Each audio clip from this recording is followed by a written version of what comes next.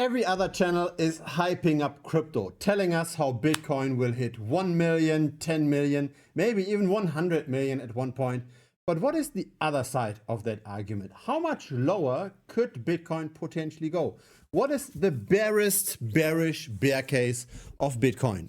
Let's have a look at the data most people are not considering. So you might be familiar with charts like this. This is the Bitcoin rainbow chart, and it shows us a potential trading range. When is Bitcoin very expensive? When is it rather cheap? There have been several iterations of that chart. This is the original chart. Here is an update, and the update is already less optimistic than the original chart. We can see that during the bull run of 2021, we did not hit the upper line. And we can also see how the bottom, this purple band over here, it has only really been reached in 2022, not so much in prior bear markets. So apparently this is a bit more realistic, which would put the potential worst case at $40,000 per Bitcoin. Now the reason why it's important to look at the worst case is that we can have an idea of where we can potentially over allocate.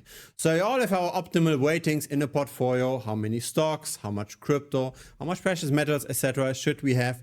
If we think that a particular asset class at a particular point in time is very cheap, it's maybe okay to be over allocated towards that asset class. Now in this video, we are going to look at the worst case from different angles. And unfortunately, we will not stop at $40,000. But let's go through various similar models. So over here is Benjamin Cohen. He's a nuclear physicist turned crypto analyst, and he publishes this chart. This doesn't show Bitcoin, but the entire crypto market cap. It gives a lower band value of 1.5 trillion. And currently we are at 3.2 trillion. So roughly a 50% drop from here, or a Bitcoin price of 45K.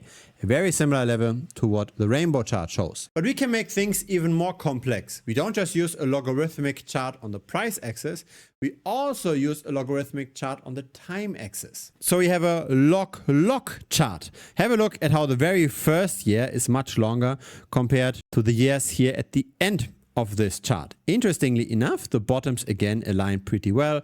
The tops also align somewhat well. Where are we currently? What's the worst case? This model predicts 52K. We can also be a bit less scientific, just draw a curved line. Then we get this. Again, a logarithmic chart on the price axis, not on the time axis though. Here, the bottom is currently at 49K. So somewhere between 40 to 50K, but it could potentially get worse, and here's why. Bitcoin does not have any future cash flows like stocks have or like property has.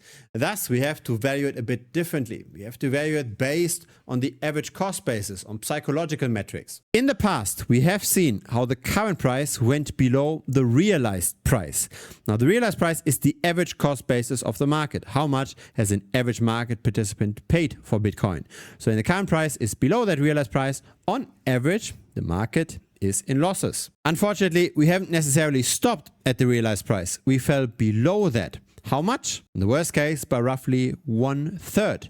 So we have to look at the current realized price. And that's at $56,000. And we have to remove 1/3 from that. That brings us to $39,000. But this is the optimistic way to look at the situation. We can also check out the long-term holder realized price.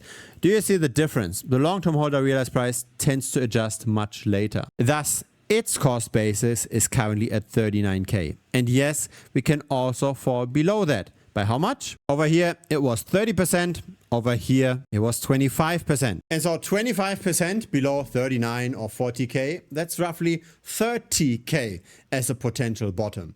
If we fall below the long-term holder realized price by 1/4, as we did in the past, we could potentially, in the worst case, hit $30,000 per Bitcoin. Now, any of those models is not predicting the price, right? We're not trying to figure out where Bitcoin is going from here. We're just trying to find out if people start selling, if we suddenly enter a real bear market, how low could we potentially go if history is any indication? Now, with all the data we have looked at, we still had a bullish bias.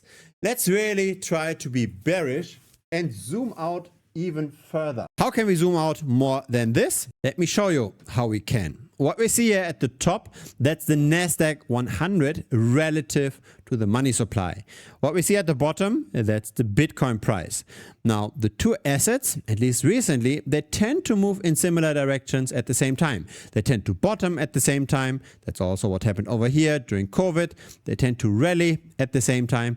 And there is an amplification effect. So here, this was COVID. During that time, the Nasdaq 100 lost 28% roughly. Bitcoin, however, lost more. Bitcoin lost 56%, so a 2x leverage. Have a look at this drop over here. That was 36% in technology stocks. Bitcoin at the same time lost 77%. So again, very close to a 2x lever. Why does that matter? It matters because if this relationship here stays, maybe Bitcoin will have way more downside potential than most people anticipate. All of those models might turn out to be completely useless.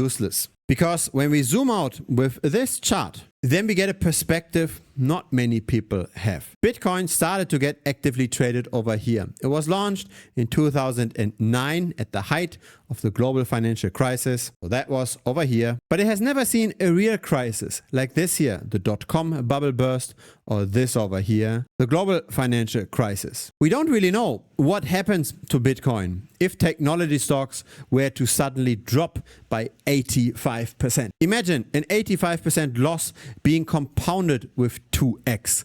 That gives us a remaining value of 2.25% from the all-time high. Multiply this with the level of the all-time high, we get to a potential worst case of Bitcoin hitting $3,000. Not 50, 40 or 30,000, but only 3,000. This sounds absolutely irrational, right? It doesn't sound like this is possible at all. But also nobody expected technology stocks to fall by 85%. And again, at least recently, Bitcoin was a 2x lever on technology stocks. So it's just a logical conclusion. Now, this is the Nasdaq 100 relative to the money supply. This here is the Nasdaq 100 relative to the S&P 500.